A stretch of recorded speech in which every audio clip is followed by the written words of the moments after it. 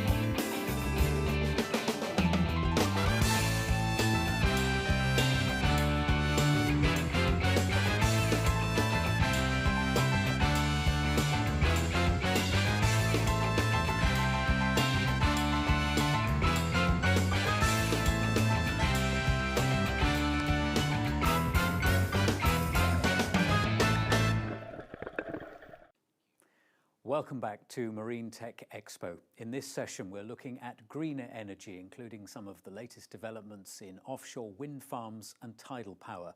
And a reminder that you can get involved with the conversation by sending us your questions. You can post them in the YouTube channel comments section. Now, first up in this session is Steve Pascoe. Steve is an engineer and project manager and has worked for the MOD and the private sector. Today, he's with us to highlight innovation and technology within Babcock Marine and Naval Nuclear. Hello, my name's Steve Pascoe and I'm the Head of Innovation in Babcock Naval Nuclear Engineering and Technology Services. The role of my team in the business is to look for opportunities to bring in new technologies and innovative approaches to improve efficiency in the delivery of waterfront support to our Royal Navy customer at Devonport. And that's really the refit of warships and submarines, as well as maintaining our own infrastructure.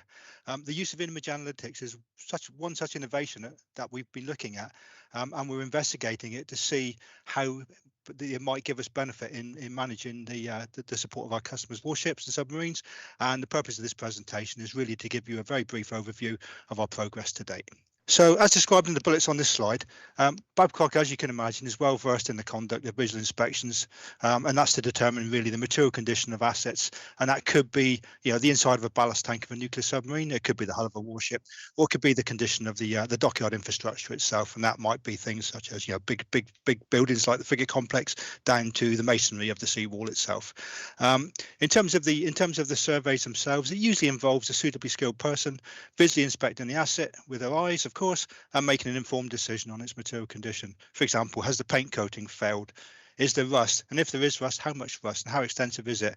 Are there signs of cracking or paint blistering on the hull of a ship, or damaged masonry under the water? And those are the kind of things we're usually looking for. And in all instances, the experience and skills of the surveyor are used to quantify and sentence the repair work. And that's all, as I said just now, delivered by the Mark I eyeball. As with all other aspects of our lives, of course, the digital world is becoming more prevalent, and different techniques are now being used to capture visual imagery. And in Babcock, we've now started using things such as ROVs and UAVs to capture imagery underwater and imagery of areas at height. And this is now offering new opportunities to conduct surveys using techniques such as image analytics, and that's being used to draw meaningful information. Imagine that instead of a surveyor spending hours and hours poring over the video record of an ROV survey, if that same video could be sentenced in mere minutes using image analytics, imagine the time that we would save. And that's really what we're trying to do with this piece of work, is to try and look for opportunities to make ourselves more efficient. It doesn't mean that the surveyor doesn't have a role to play, but his role might change, and he'd be more focused on sentencing the output from the image analytics rather than trying to determine what was wrong in the first place. In terms of moving ourselves forward, we decided we put together a small trial, and as we really kind of think, there's no doubt that in theory it should be possible to use image analytics to enhance our existing survey capability.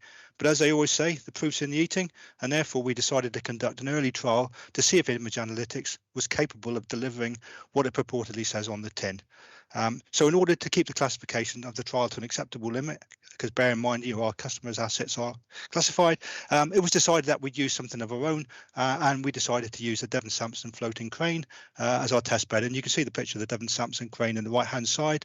And what we did there was to put an ROV into one of the ballast tanks on board and swim through and take a few hours of video, which we could then send to our data sciences team to see how effective image analytics was at detecting rust.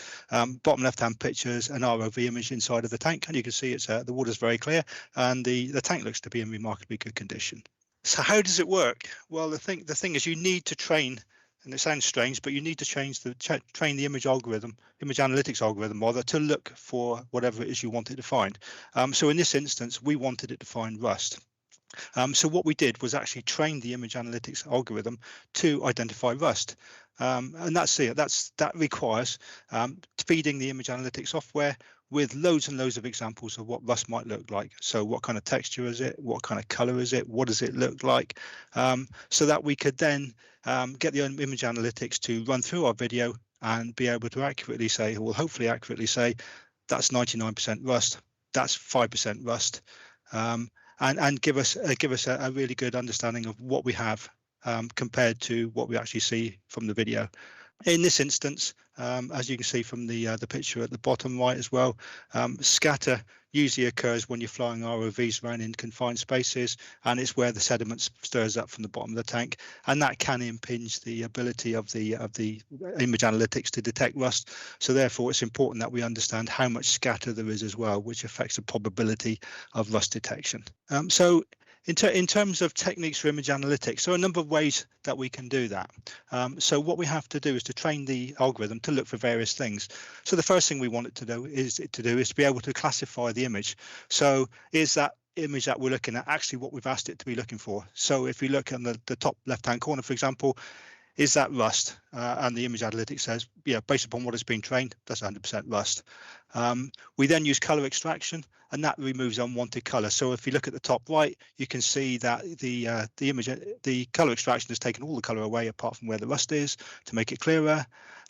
Texture analysis. So again, yeah, that middle row on the left-hand side, that really distinguishes the difference between textures. So is it rough? Is it smooth? Yeah, rust is usually rough. In this instance, you can see from that picture, it's detected that there's some roughness in that area. Object detection. Again, so this is really taking the image classification and then bounding it. And in this instance, on the right-hand middle picture, you can see where the algorithm's detected rust, and it's put a box around it to say, this is where the rust is. Image segmentation, basically that just uses a machine learning technique to locate things with a pixel-wise mask, and you can see that in the bottom left-hand corner.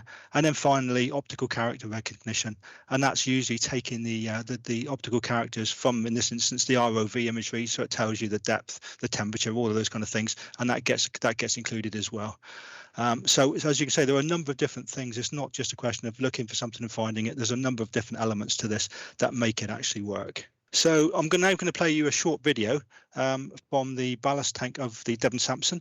So as the video is playing, you can see the backscatter coming from the ROV, so it's draining down, and you can see that the image analytics has detected some rust, and you'll notice that this is the bracket that was picked up in the pictures earlier on. And unfortunately for us, or fortunately for the floating crane, the ballast tank was in really, really good condition, so there wasn't much rust in there to detect. But you can see, from the probability figures on the right-hand side, it's saying, yeah, there's very little rust, but there's a lot of scatter. But it did focus in on the rust when it saw it. Okay, so having proven the basic capability on the Devon Sampson, we were relatively enthused by what we found. It did detect rust. There wasn't much there to detect, but it did detect rust. So we've now decided to take this a little bit further, take it to the next level, and we decided to go to 3 smaller focus projects to further explore and validate what we can actually find across 3 different use cases. So use case number 1 is going to continue with our work on underwater steel structures. So we're going to continue to look at detecting rust, paint blistering, cracks, etc. in underwater steel structures, whether that's tanks or hulls, and that'll be using the imagery captured by an ROV. The second we're going to do, and this is for ourselves, bearing in mind that there are over 3 miles of underwater infrastructure in Devonport along the waterfront. Most of it was built in the Victorian age. Most of it we've not seen since it was built in the Victorian age. So we're now starting to use new techniques such as 3D photogrammetry to capture underwater imagery using our ROV, and we'll be able to use that underwater 3D photogrammetry modeling to apply image analytics against and start to find out what is actually going on underwater. Are there missing blocks? Are there damaged blocks? Is there missing masonry? Are there leaks? Are there holes? And finally, the last thing we're going to look at, as I said earlier on, we do have a UAV capability. So things such as fragile roof, crane jibs, can we capture the visual imagery and can we run the image analytics over it? Imagine, for example, how long it might take to do a fragile roof survey of the frigate refit complex, and how much time that would take to do that. I mean, if we can do a quick 10-minute flight with the UAV and then run that through image analytics and get a good output, that's a really, really good efficiency. So where we stand at the moment, projects 1 and 2 have already been initiated. We've had conversations with our surveyors so we can train the algorithm to look for specific features. We're in the process of capturing the underwater imagery of our infrastructure, and we're about to have some conversations with our civil engineers to identify what we need to train the algorithm to look for. And finally, we haven't yet started our work on UAVs. That's a project to start later this year. I appreciate that's been a really quick run through on the image analytics. Hopefully it's given you a bit of a flavour for what we're trying to do and what the potential benefits might be. Thanks very much for listening. Thank you to Steve Pascoe. Now, in every area of society, the drive is on to become greener and more sustainable, and the marine sector is no different. How can we harness the power of waves and wind and protect the ocean environment? To talk us through the tidal stream industry Energiser project, here's Theo van der Kammen from Catapult, the UK's leading technology and innovation research centre for offshore renewable energy. Okay, hello, thank you for joining me today. My name's Theo van der Kammen. I'm the technical manager at the Offshore Renewable Energy Catapult. And today I'd like to introduce to you the tidal stream industry Energiser project, otherwise known as TIGER. So what I'll do is I'll quickly give an introduction to the Offshore Renewable Energy Catapult. I'll then introduce the TIGER project, who the partners are, talk about some of the activities that we're doing, and some of the industry challenges that we're trying to overcome, and talk about how TIGER is helping to tackle those. And then I'll give a very quick progress update on TIGER to date and some of the activities that we've already done, and then a whiz-bang tour through some of the remaining activities that we'll be looking to do later this year. So the TIGER project is led by the Offshore Renewable Energy Catapult. As I just mentioned, I'm the technical manager at the Catapult, and my specialism is tidal stream energy. Previously, I've worked for 2 different technology developers, and I also worked for a statutory regulator for renewable energy projects. So the Catapult is the UK's leading technology, innovation and research centre for offshore renewable energy. The mission of the Catapult is to accelerate the creation and growth of UK companies in the offshore renewable energy sector. As you can imagine, with the government's net zero targets for 2050, there's a hive of activity at the moment within the offshore renewable energy sector, particularly within offshore wind. But today my focus is on tidal stream. So I'm actually based down in Cornwall, which is a regional office of the Catapult, and the head office is in Glasgow. And the Catapult itself has world-leading test facilities, which are there to support industry and SMEs who have new ideas, new technologies, innovations that they think would suit the offshore renewable energy sector, and they'd like to infiltrate into that sector and show us what they can do. The Catapult is in fact a network, so there are a number of differing catapults covering various areas from digital, energy systems, satellite applications, etc. And you can just see on this slide here the spread of the different catapults across the UK. And they're effectively, just to quote the Catapult network, we're physical centres of cutting-edge R&D infrastructures, including hubs, laboratories, test beds, factories and offices. And we have technical experts to prove and adopt breakthrough products, processes, services, and technologies. The ultimate aim is to bridge that gap between research, where new innovations and new ideas are sort of derived from, and industry, and bridging and gelling the gap between those two. So on this slide, you can sort of see how the catapult goes about doing that. So we're sort of the gel between the different parts of supply chain, I guess. So starting at the base of the pyramid, we've got academia and research bases. We've then got our SMEs and our agile innovators, our tier one supply chains, and then right at the top, we have the OEMs, the owners, developers. So we're thinking about those large multinational companies who are developing huge offshore wind farms, for example, in the North Sea. And so the catapult has like a two-way flow of information and support. So we support innovation, technology performance, and supply chain requirements. We strengthen the existing supply chain developers and industrial clusters, and we bridge and bring forward next generation supply chain companies and leverage the UK's deep technical expertise to fill knowledge gaps. So the UK has quite a good track record in terms of carrying out research and development and coming up with new innovations, but we've been less successful in getting those to market and capitalizing on that advantage. So that's what the catapults are there to do. Moving on to the Tiger project. So as I mentioned before, Tiger stands for the Tidal Stream Industry Energiser project. It's actually Interreg's largest ever funded project, which is quite an accolade to have. It's a 4-year project. We have 18 partners in total, and we actually kicked off in July 2019. So we're just about halfway through the project as we stand.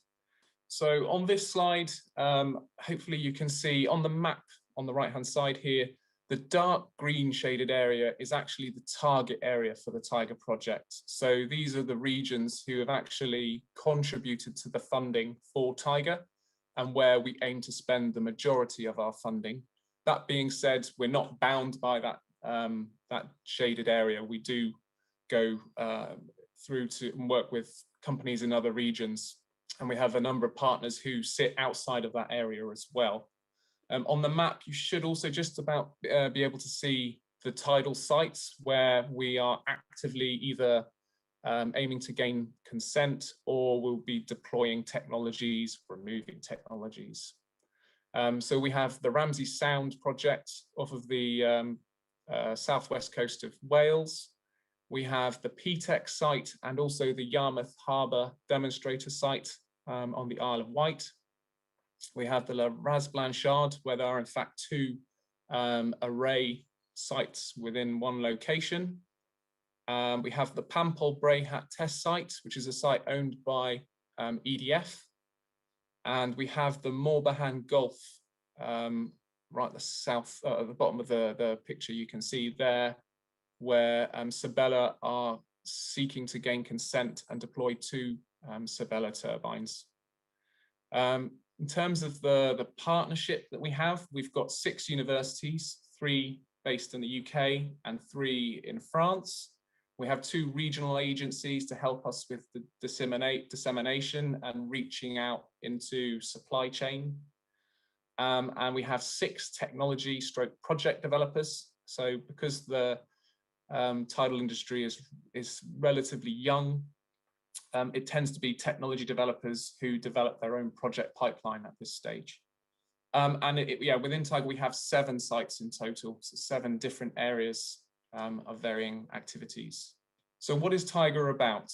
So the UK currently has a world-leading edge in terms of the development of tidal stream technology. We have a number of projects delivered already to date. And we need to think about how will this industry become commercial?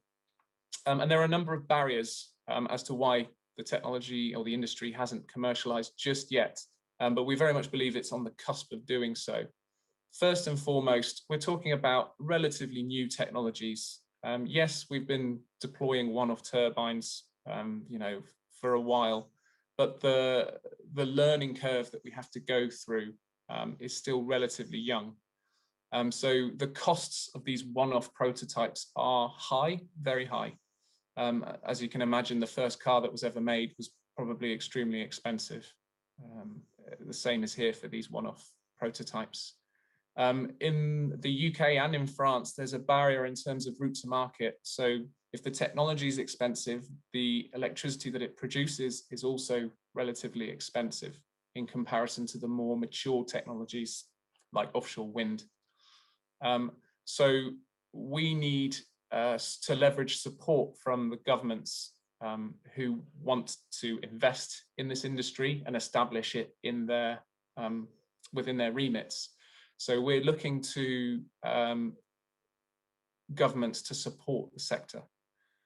Obviously, getting technologies tested and proven. So without that route to market, it's very difficult to come up with a business case to actually deploy and demonstrate and prove that your technology works.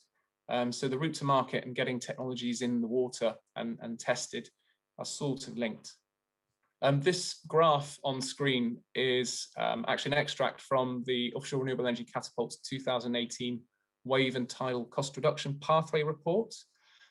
So back in 2018, we had a good review of the tidal stream sector in the UK, and we believe that the levelized cost of energy for tidal stream was around £300 per megawatt hour. And at that point, we had approximately 10 megawatts of installed capacity. The forecast in terms of looking at how the costs will come down as we deploy more and more of the technologies and we make the associated learnings was that we'd come down to around £130 per megawatt hour by the time we've installed 200 megawatts of capacity. And by 1 gigawatt would be below the £100 per megawatt and competitive with the likes of nuclear. So how is the sector going to come down that cost curve? So on this side, sort of highlighting the focus of Tiger. So we're looking at the green graph blocks that you can see there on screen. We've got the initial accelerated reductions. So as we start deploying not just one-off devices, but multiples of devices, you're going to get economies of volume. The devices that you test initially will generally be smaller, and you'll grow those turbines very much like offshore wind turbines, which have incrementally gotten bigger and bigger. So you have economies of scale. And then the learnings that you make as you deploy more turbines also brings in further cost reductions. So learning by doing, getting those turbines deployed, getting that experience and understanding of how the technologies work, a very important part of how costs will eventually come down. And then by proving and having your technologies in the water, showing how they work, is really important for demonstrating to your potential investors and insurance companies to give them the confidence to loan you and provide finance at much more competitive rates. So how does Tiger help? So first and foremost, obviously, it's the grant funding side of things. So we're actually funding all the activities within Tiger and using EU grant funding to do that. We're capturing the data and evidence that is generated through the Tiger project. And the aim for the Catapult is to update our 2018 cost reduction pathway report. The information and the revised pathway will be used to evidence to both UK and French governments of the global tidal energy market opportunity and where we think the tidal sector is going. We'll also use the Tiger project to highlight other benefits of tidal stream technologies. So we're not just looking at the fact that it's a renewable source and can contribute to net zero targets, but the fact that it's a predictable form of renewable energy, which is extremely rare. If you think about wind energy and also solar, they are quite unpredictable, and you don't necessarily know when the wind's going to blow or the sun's going to shine. With the tides, you can predict them very accurately for quite a long time in the future. So there are advantages to be had there. And also, because of that predictability, there are potentially some advantages in terms of the scales. If you were to create a hybrid tidal system with energy storage, the energy storage system you require for a predictable source of energy would be much smaller than the likes you would require for unpredictable energy systems. And there's early stage research being done through Tiger in those areas. And then obviously one of the main ethoses for Tiger and the fact that we've got such a suite and a spread of different technologies is to enhance the collaboration between technology developers across the UK and France, and trying to enhance that cross-border collaboration as well between the UK and France, albeit they are all still competitors. So on this screen, just showing you how Tiger does this in terms of the content within the project. So work package 1 is all about the technologies and getting them deployed at the various sites within Tiger. And I'll run through those very quickly in a moment. Work package 2 is all about sector and technology development. So we'll be working and engaging with supply chain. We've already had a couple of supply chain engagement events where we open up on particular challenges within the sector, and we sort of challenge supply chain to see if they can come up with any novel ideas or innovations and work together closely with technology developers to overcome those. And then work package 3 is effectively tying up all of the information and the learnings we've got from those first 2 work packages to understand the cost reduction pathway within the sector.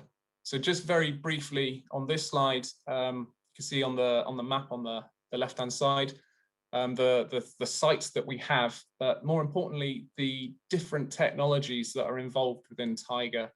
So we have the Delta Stream device at the top left, which is currently deployed at Ramsey Sound. Unfortunately, the company that designed and deployed it has since gone into administration and disappeared. So nobody owns the IP behind that technology anymore. The aim is to recover that device from Ramsey Sound and get new technology deployed there within Tiger. At the top right, we have this community scale sub-hub device. Again, within Tiger, we're looking to deploy that device and test the turbines of just outside Yarmouth Harbour on the Isle of Wight. We have the Monesto Tidal kite, which you can see in the middle of the screen, with Tiger deploying that a next generation iteration of this tidal kite in Pampel Brehat. And we have the Le Raz Blanchard tidal site. This is one of the most attractive sites globally, second only to the Bay of Fundy, I believe, and perhaps Maygen up in Scotland, the Penton Firth. And there are 2 sites there that we're seeking to take on the consents for and vary them to enable different technologies to be deployed there. And last but not least, the Morbihan project, where Sabella are seeking to deploy 2 250 kilowatt turbines, but there's a considerable amount of technology development that they've put into those turbines. So there'll be an awful lot of lessons to be learned and innovations to be looked at those sites. So the story so far, we've extended testing of HydroQuest's Ocean Quest device at the Pampel Brehat site. So that device you can see on screen has actually been deployed for nearly 2 years, I think actually over 2 years. And we're in the process now of the decommissioning of that device, so disconnecting it from the grid and recovering it to shore. The Raz Blanchard, so I've just touched on this very briefly. So this was quite unique. So there's 2 different tidal sites within the Raz Blanchard, and partners Normandy Hydrolien and HydroQuest have taken each one of those sites each. Uniquely, this project is required to share a cable landing point. So it's almost driving those partners to have to collaborate when sometimes they may not necessarily have done so. Really good to see actually the level of collaboration between partners on this kind of project. And in terms of supply chain engagement, so we've already held our first series of supply chain events back in 2020. It was attended by several hundred people from all around the world. We've had over 1,000 views on the recordings of those events. We've also very recently held 2 Meet the Buyer webinars, again attended by well over 100 people. And this event was really looking at what the supply chain opportunities are upcoming within Tiger at the various sites.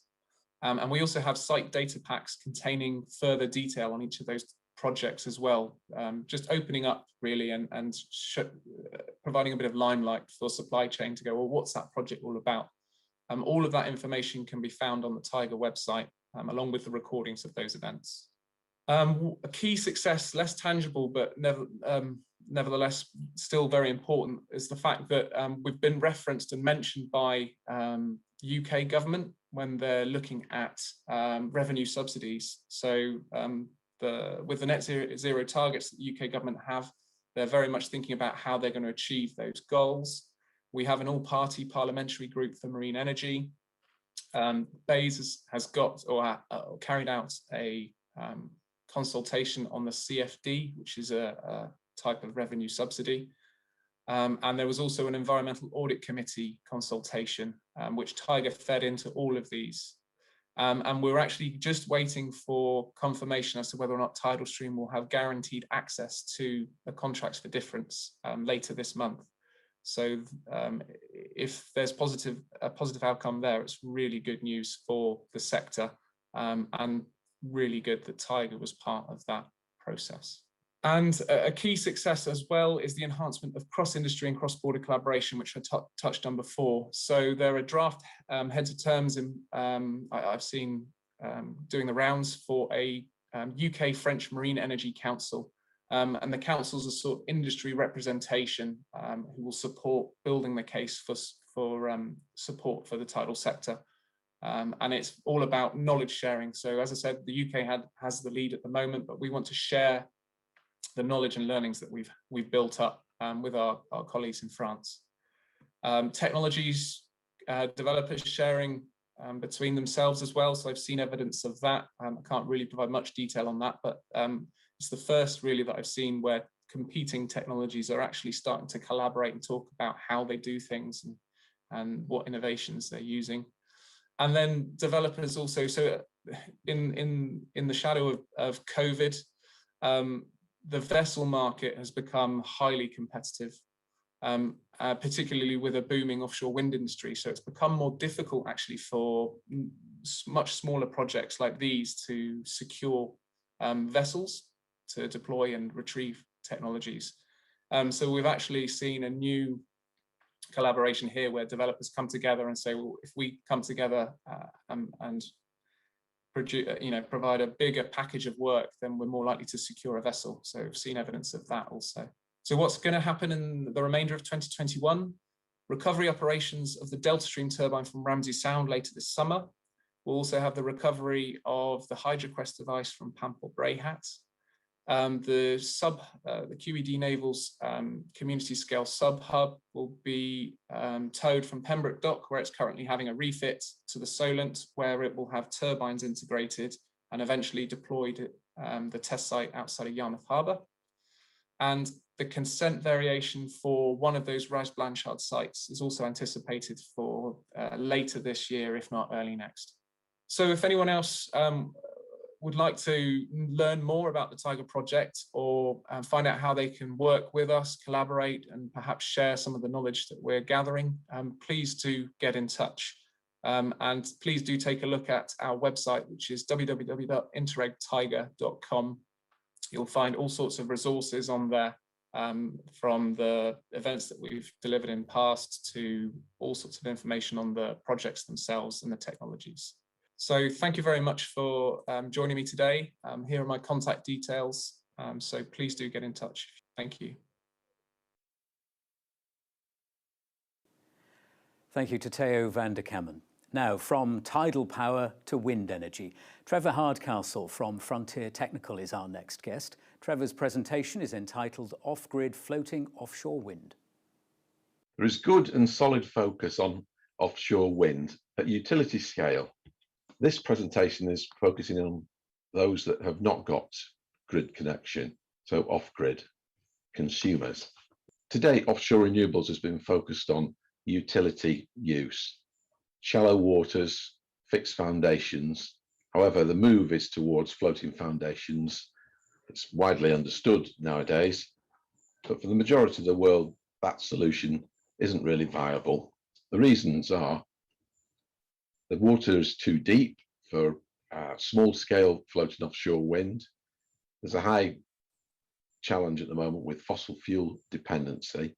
Isolated communities consume propane and diesel. It's very expensive to get the fuel to them. They're a long way from marine construction yards.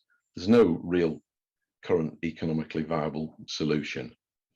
There is potential, though, for coastal locations to have floating offshore wind supply their services, whether they're mini or micro grids. There's good offshore wind conditions in many parts of the world, and even at lower wind speeds, there's the potential to use high-yield offshore wind as an energy mix to combine with solar. Basic quaysides are really widespread for island communities because they need them anyway for connection and communication with larger communities. So the solution here is to use a modular approach with controllable float modules that can be combined on site, local to the location of deployment. Technology has been patented through support from the International Property Office, and the whole system has gone through the Patent Cooperation Treaty. There's 3 technology streams in this solution. The modular platform can be configured to different shapes and different sizes for duties in different parts of the world. Shoreside, onshore, quayside assembly.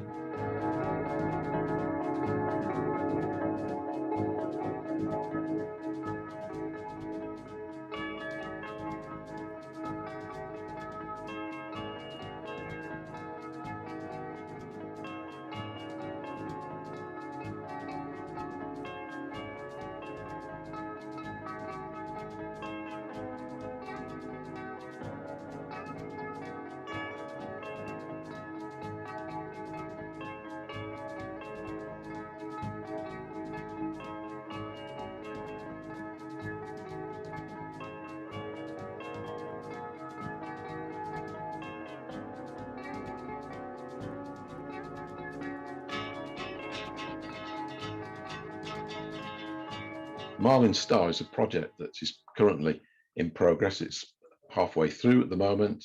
It's a consortium of Plymouth University, Tension Technology International, Durham University, the Energy and Resources Institute in India, and the Offshore Renewable Energy Catapult, and it's led by Frontier Technical. There's been support from a number of different funding agencies. The current project is funded by Innovate UK with the Global Challenges Research Fund, and it's part of the UK aid for overseas support from British people. There's also some associated support that's been received from a number of other groups and organisations. So isolated communities, currently they have a lot of challenges. One example here is the fishing communities in Bangladesh can only dry their catches. They don't have the energy to be able to freeze them, so they can only gain a certain amount of economic benefit from dried fish. They have challenges in working in dark conditions, and when it's overcast, their solar systems, which are very small, are inadequate really to support the communities. During the project, we've done work in the ocean basin as part of Plymouth University in the coast facility. Currently, we are developing a spar configuration. The prototype will be deployed off the coast of Devon and Cornwall later in 2021.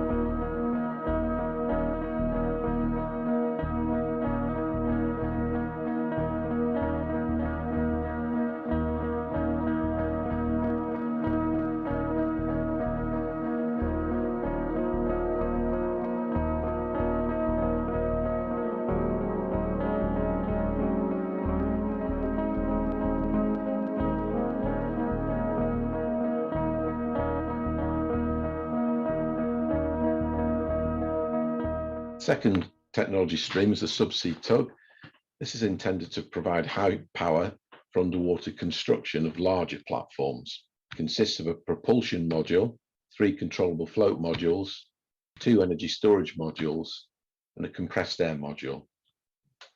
Basically, it's a submarine that's turned inside out.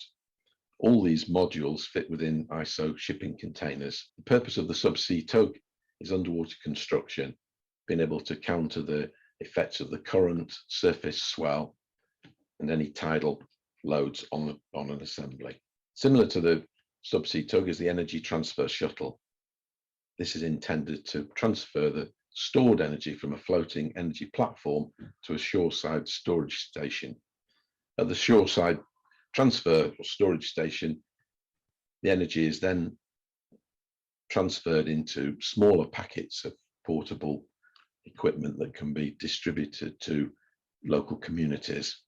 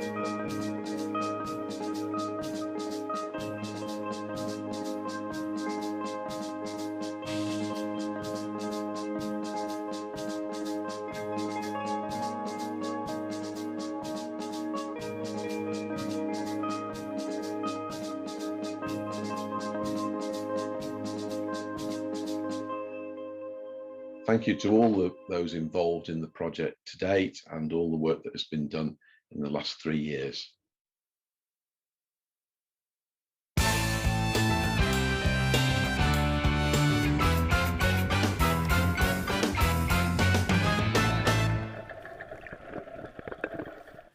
Well, plenty to consider from our last 3 presentations, and I'm delighted to say all of the people who we've just heard from are with us today to take your questions, to answer those questions and to explore some of the issues that they've raised in their presentations. And I've got with me in the studio Trevor Hardcastle. We also have Steve Pascoe with us from Babcock, along with Jack Reynolds, who is one of the data scientists involved in the project that Steve was telling us about. And joining us virtually as well is Theo van der Kammen. Thank you very much, all of you, for being with us. Trevor, let's start with you as we've just seen your presentation. Tell us, first of all, how the idea came about. The idea originated from when I was working in the Offshore Renewable Energy Catapult. My background's from engine manufacturing and research and development. I was taught how to do Six Sigma processes and apply them and look for variability. So looking at from concept through to decommission of an installation, there's some big variabilities for floating offshore wind, one associated with a marine construction yard at the beginning, and then later any maintenance that needs to be done. You need heavy floating cranes. They're typically $300,000 to $500,000 a day charter rate. So getting those to site, getting the weather window, getting them back to the marine construction yard is just horrendously expensive. So I thought of how could I actually take those out of the equation, as it were, and then eventually came to finding a way of doing this and realised it was patentable.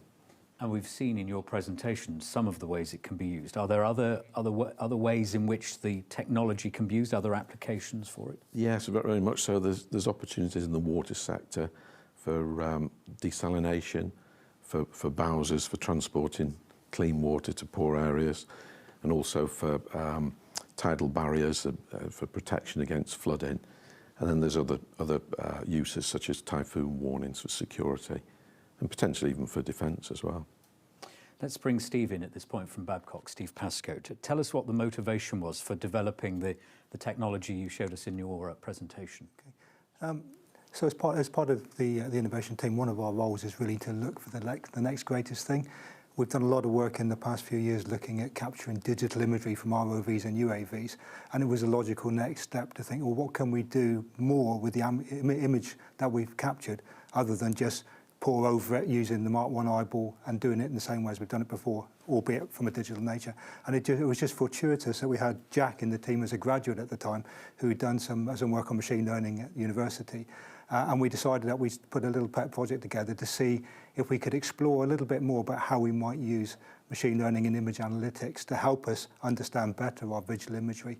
And that spawned the project that we presented today. Okay, and Jack, tell us about your role in what was your input? So yeah, as Steve said, I'm part of the data science team, and together we sort of collaborated on this. So my sort of team came from more of a technical background in machine learning, the different techniques and algorithms that you saw in Steve's presentation, and then together with Steve's team, who's sort of in Devonport on the feet down there, he can retrieve some data, some videos for us, and then we can sort of collaborate and analyse the videos. And what are the benefits, Steve? What's going to emerge from this? Well, what we're hoping, as I say, it's a journey. We're at the beginning of the journey, so we don't know what we're going to get until we get it.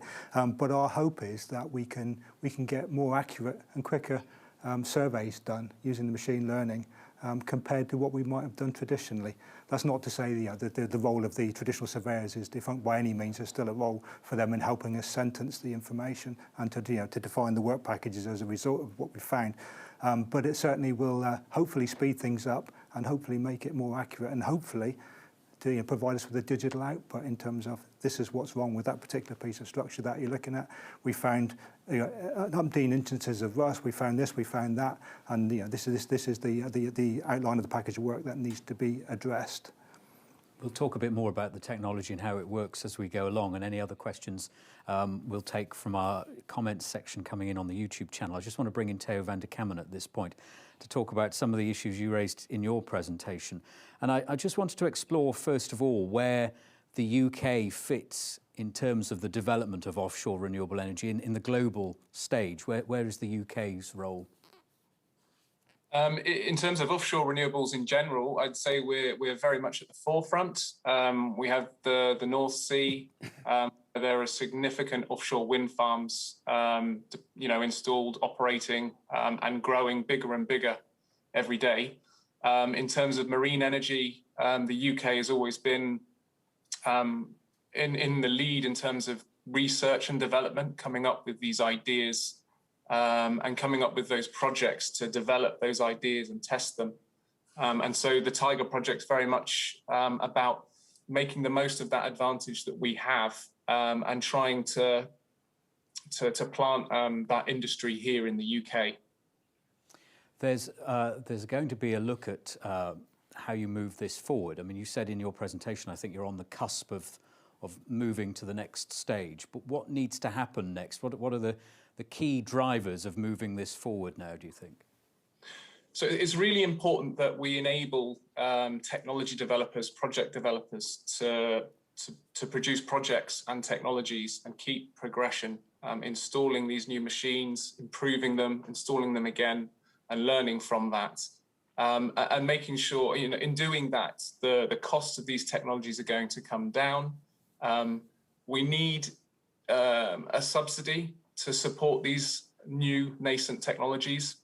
Every technology, when it's first thought of, is a concept idea, and you're making one-offs of, is very, very expensive. So we need to get down that cost reduction curve, start producing more of these technologies and growing volumes.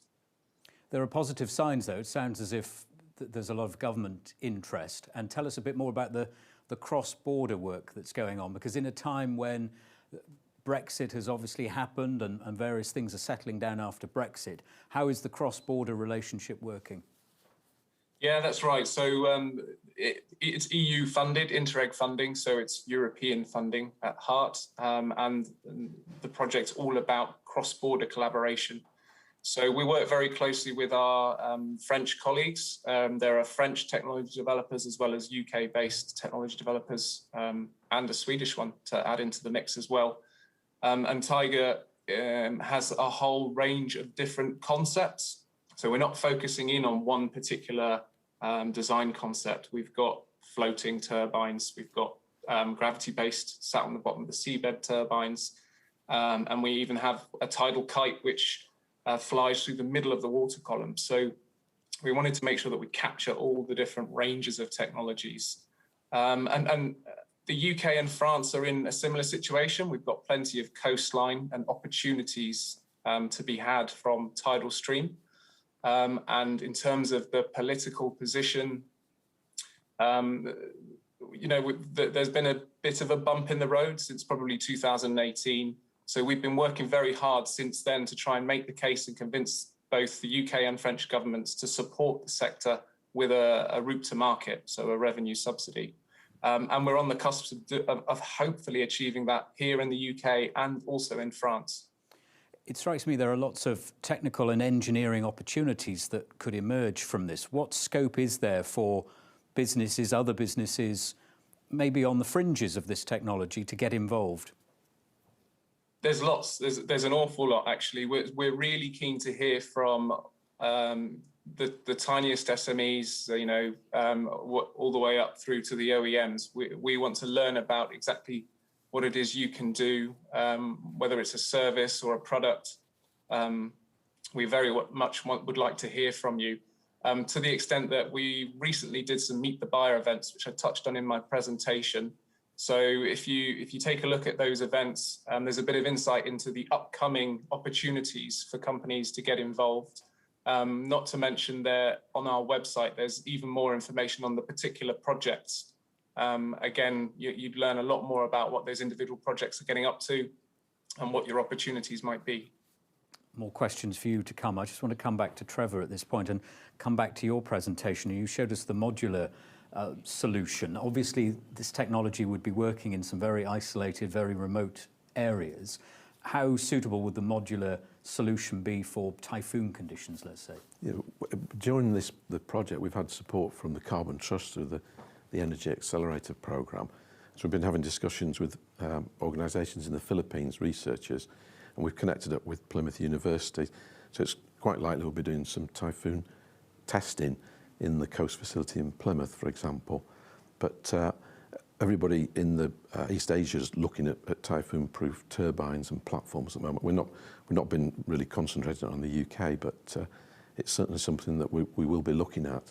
And survivability, I understand that you can get about 2 or 3 hours warning for a typhoon coming, so there's chances to do things, to put things into survivability mode, change the ballast into different depth, preserve the turbine, for example, as well. So the answer really is yes, it will be suitable, and we're thinking about it, and we'll be doing some testing in the next year as well. And talking about testing, I mean, you mentioned some of this will be tested off the Devon and Cornwall coast. How important is it for you as a business to be now here in Plymouth with the testing facilities available in this city and the wider southwest? Oh, it's absolutely key. You may not know, but I moved the business from the northeast of England, where there's very much a focus on the auto sector in the northeast, to this region because I'd seen some very positive moves for the marine sector. Oceans Gate, MBTC, Marine Eye programmes, they all fit perfectly with what we're trying to do in this project. So coming here has been fantastic. It's been like a breath of fresh air, really, in finding the skill set, expertise and enthusiasm as well. And really, as a word of thanks to the local people who've helped. Thank you. Steve, let's come back to what you were telling us about in your presentation, and you touched upon the sort of training of algorithms. What does that actually mean? How do you train an algorithm? Okay, so basically, if you want the algorithm to look at to find something specific, you need to train it what to look for. In the instance that we presented, we were training it to look for rust. So we were able to, and Jack and his team were able to find lots of images of rust online. And the more images you can feed the algorithm, the more it'll pick it up and understand what rust looks like. So it's very much like training a person. You just need to give them the information and let them learn from the information. The more information you give them, the more intelligent they become. And in this particular instance, Jack and his team were able to find quite a considerable volume of rust imagery online. And as can be seen from the video, clearly the algorithm recognised rust straight away and was able to home in on it and identify the probability that it was rust. So that's what's involved. In this instance, we trained it to look for rust. In the future, we'll probably train it to look for other things, things like micro blistering on paint, perhaps cracks, or paint lifting, things like that. And again, it's just a question of finding the imagery and then feeding that into the algorithm and letting it learn from the imagery. As I said, the more you feed it, the more it learns, the more accurate it becomes. So it will continue to learn. Once it knows what it's looking for, it will build on that. And indeed, the more opportunity you give to feed it imagery, in this instance of rust, the more it'll be accurate in the future next time it looks. What did you make of the trial, Jack? What did it tell you, and what did you learn from it? Yeah, that's a good question. So, as Steve mentioned, we collected a lot of images on Google. Just off the web, so this was rust images. But when the accuracy was quite good when we showed the demo video there. But what we've done now is, for the next stage, is to actually capture, we've got a load of videos and data of tanks actually from Plymouth, of the Royal Navy ships and submarines. And we're hoping to use that, so we've got more of a data set to train it on. And then hopefully we can improve the accuracy based on that. Give us an idea, Steve, of the sort of real-world application of this and the difference it could make in assessing things like rust, for instance, as you described in the film. Okay, well, I'll kind of take it from a Devonport dockyard perspective because we're here. So as I mentioned in the video, we've got 3 miles of waterfront. A lot of that was built during the Napoleonic age. Some of it was built during the Victorian age. Not much of it was built in the modern age. And the last time anybody really saw that in its entirety was when it was built. We can go down now and we can put a dive team on the wall, and they can have a look to find things. But it's only a very, very limited field of view. They can only see a little bit at a time. So if we can start to use these other techniques, such as underwater photogrammetry, underwater laser scanning, to build the models, then the models will really will light up that underwater infrastructure. It'll identify the kind of things that we might want to look for in terms of, as I said before, missing masonry, damaged blocks, and we can then feed that kind of information into the algorithm. So then we can do a full scan if we wanted to of the waterfront, feed the imagery through the algorithm, whether it's a video imagery or a 3D model, and then train the algorithm to spit out what we're looking for. X number of blocks, X number of holes, X number of this. So to give us that insight that we've never had before. It's really quite exciting. Up until now, of course, that sort of work has relied on well-trained humans and knowing what they're looking for. How are you going to assess how well this technology will work against a survey done by a human being? Okay, so that's part of the next phase. We're going to do an ROV survey of a particular space underwater. We're going to use the image analytics to assess the material condition of that underwater space, and then at an appropriate time, reasonably soon afterwards, we're going to survey that same space in the dry with a trained surveyor, and then we can compare and contrast what the machine learning algorithm image analytics has told us with what the actual person tells us. And it'd be interesting to see the contrast, whether the machine learning is going to give us more information than the surveyor or vice versa. But either way, if the machine learning doesn't give us as much as the surveyor, then we can learn from that and say, okay, so what did the surveyor pick up that the machine learning didn't? And then we can start to train the machine learning algorithm some more, so it doesn't miss those the next time around. So it's a great opportunity to continue to train the algorithm and look for weaknesses and build upon them. A question has come in for you. Is Babcock's system self-learning through AI data labeling or simply detecting what it's been told to recognise? What stage of machine learning is it at? Jack, would you like to take that one? Jack. Yeah, so at the moment, the system is only learning from the data that we're giving it, and that's just the first sort of phase 1 trial that we've been doing. And over time, we're planning to improve this by adding more data. So anytime that we see that it's not picking up a certain defect that we're looking for, then we can feed it additional data and information to look for that in the long run. Okay. Trevor, a question has come in for you. How is the flow device regulated? Is it vessel or an installation? And what's to stop someone stealing it and holding it to ransom? Well, somebody could steal it. It's moored and anchored. That's the intention, without a cable connection to shore. Okay. Steve, another question for you. There are ROV and AUV payloads available now that have combined 3D photogrammetry? Yeah, photogrammetry. Yeah. Grammetry, yeah, and laser scanning technology. Have you considered combining laser scanning? Yes, we're currently doing some trials underwater we're trialing 3 different techniques. Underwater photogrammetry, which is using a series of stitched images from the ROV. We're looking at underwater laser scanning using a company called Rovco, and we're using, it is Rovco. And finally, we're looking at underwater LiDAR. So this is a light detection ranging system. So we're looking at those 3 different techniques already to determine which is the best for us in terms of this piece of work. And we're also, of course, using photogrammetry from our UAV. So we've already created some models from the air using photogrammetry. So yes, the answer is we're looking at all of those things and considering which might give us the best output. Great. Okay, Theo, question for you now. You mentioned in your presentation the challenges of getting these projects to market. What are the key breaks on that at the moment? What are the hurdles you've got to overcome to get some of these techniques and technologies to market and make them commercially viable? So it really comes down to cost at the end of the day. As we've said previously, these technologies are quite expensive when you compare the cost of fossil fuels or offshore wind even. The price at which they can produce electricity is far lower than marine energy. But obviously they've been around for much longer and they've gone much further down that cost reduction curve. So first and foremost, we really do need to secure a revenue subsidy that will just make up that difference and encourage technology developers, project developers to produce projects and develop new projects in and around the UK. And it seems to me, in talking to other guests during the course of the Expo, that one of the challenges is getting enough data, testing these things enough to then drive up investment. And that's clearly the stage you're at now. It's getting the data testing the technology to be able to prove that it's worth investing in? Yeah, absolutely. So it's all about demonstrating to those potential investors, building up their confidence in the technology, making them understand how it works. You can give them that additional confidence in terms of achieving accreditation. So you're following a set of standards when you build things, and that gives everyone the confidence they need to invest or finance projects at favourable rates.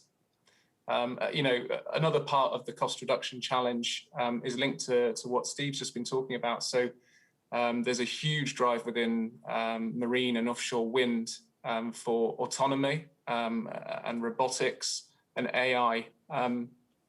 It's always favourable to remove human intervention when you're going offshore because it's just a very dangerous environment to be in. Not to mention, the advantages you've got of having a remote operated vehicle.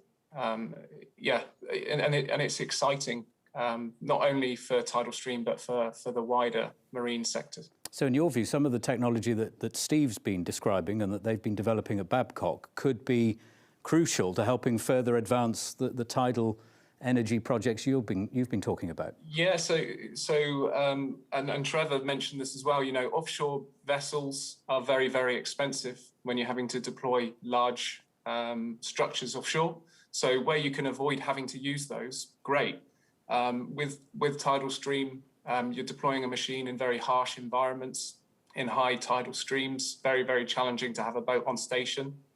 You have very small windows, less than half an hour typically at these tidal sites to deploy your machines. And then you've got the ongoing operation and maintenance of them. So you want to be able to go and inspect your machines perhaps before you decide to go and pick it up off of the seabed. So having an ROV go down there and inspect and give you an idea of if there is anything wrong, what has gone wrong before you go to the expense of chartering a vessel and recovering the device. There's lots of advantages there for sure. The driving force behind all of this, of course, is to find more renewable sources of energy to help the environment. But at the same time, I guess you have to be mindful of the engineering work that you are doing and its impact on the environment. How do you offset the potential damage to the environment from the equipment and the technology you are putting in place in some delicate ecosystems? Yeah, absolutely. So all tidal projects have to go through a set consent procedure, and there would be an environmental impact assessment done, which will try to understand the potential impacts of that particular project. And it's a real consideration for any technology that you deploy, really. And within Tidal, we're actually coming together and we formed an industry group called Orgit, and we pull together all the data and information from the various sites around the UK and in some instances from other places around the world to try and build up that evidence case of, well, this is what the impact is, or this is what the impact no longer is. Our understanding of what those impacts are ever progressing. And Trevor, the same question to you. I mean, you would be deploying the technology you've been describing in some very environmentally sensitive areas of the world. Yeah. How do you ensure that it's having minimal impact so that the trade-off isn't that we're generating renewable energy, but at the same time causing more damage to the environment? Well, an example, in our current project, the Energy and Resources Institute in India have done a survey and community interviews in the state of Gujarat on the coast of India on the west coast, and also in Bangladesh off St. Martin's Island in Bangladesh. And in Bangladesh, there's a reef, and there's a very rare breed of turtles that lives there. And obviously, the local communities are needing to preserve those.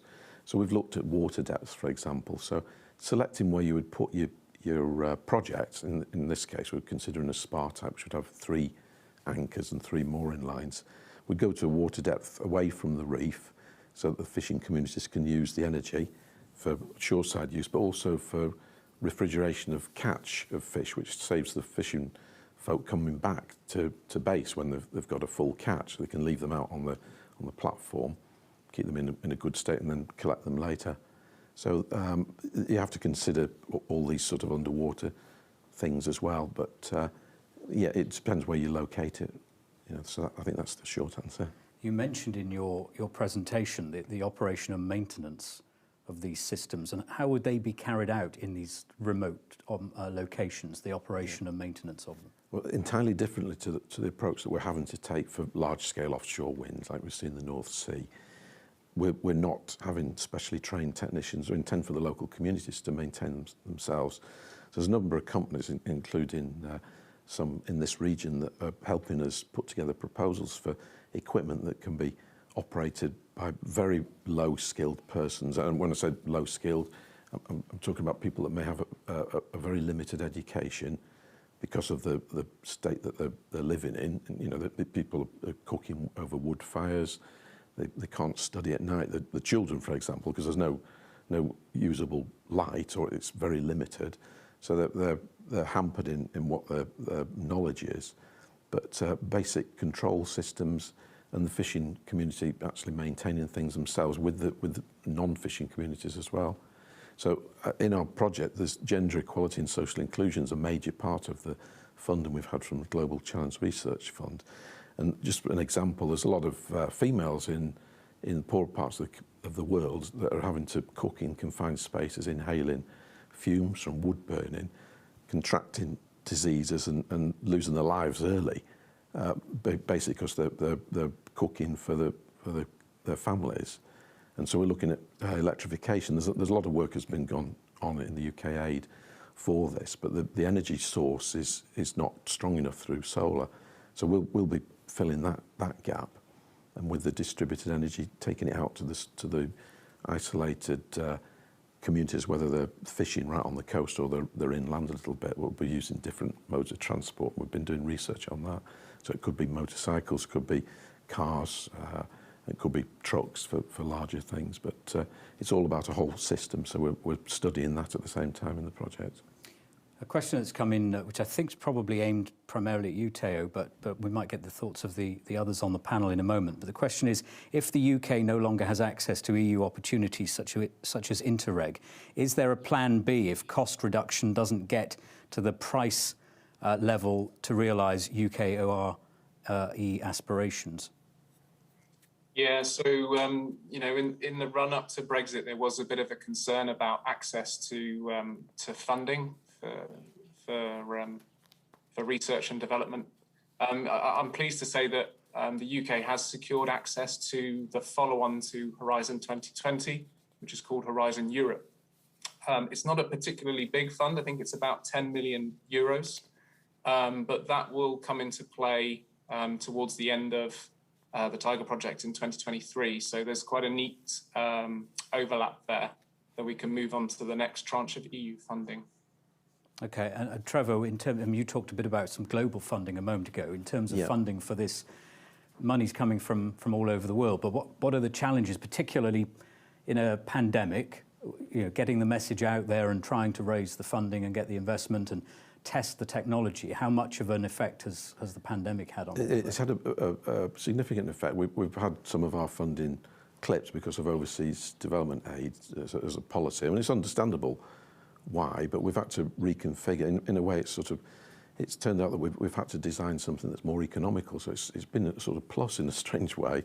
And so now we've got a smaller mass of floating solution, which will be cheaper. It'll serve the same purpose. And just for an example, our prototype, which was 15 kilowatts, is a UK manufactured turbine. We thought it wasn't going to be very powerful, but from our studies in the field, we've found that could serve 3 fishing communities with one unit. And there's been a great deal of interest in India and in Bangladesh on this, in St. Martin's Island. So we're hoping to find some more funding, whether it's with the Indian government or with the Bangladesh government or with the Philippines government, to take the prototype and either make another one or dismantle it, because it's all designed to be taken apart, and ship it to one of these locations and do an in-field demonstration, which will be used in the manner intended, and get the energy ashore. Just to answer on the stealing question earlier on, if you did steal it, wouldn't be much use without the subsea tug, without the energy transfer shuttle. So Don't even think about it. So don't bother stealing it. Just to wrap things up, Steve, what's next then? You said earlier that there was this sort of contrast and compare with the human surveyor against the technology you've been developing. What are the next sort of stages? I think we need to prove the concept, and then I think there's some serious conversations with our customer to gauge their appetite for making that change from traditional methods to new methods where we're using video imagery and image analytics to make decisions on what needs to be done to a platform or not. So I think interesting times. Yeah. There's a whole culture barrier we have to break through as well. But I think the business and the customer are really interested in this digital future. Certainly Babcock has an eye on the digital future, and the customer is always willing to see new innovation coming out of industry. And I'm hopeful that this will be, maybe in 10 years' time, this might be something we do as business as usual. Some incredible technology being developed here in Plymouth and the wider Southwest. Thank you, all of you, for telling us about it. And thanks to all our contributors in this session, to Teo, to Trevor, to Steve and to Jack for joining us. And we've got a short break coming up now, but when we come back, we'll find out more about renewable energy, but also we've got some demonstrations on Plymouth's unique smart sound platform, so you'll see some of the technology we've been talking about being put through its paces. That's coming up after this short break.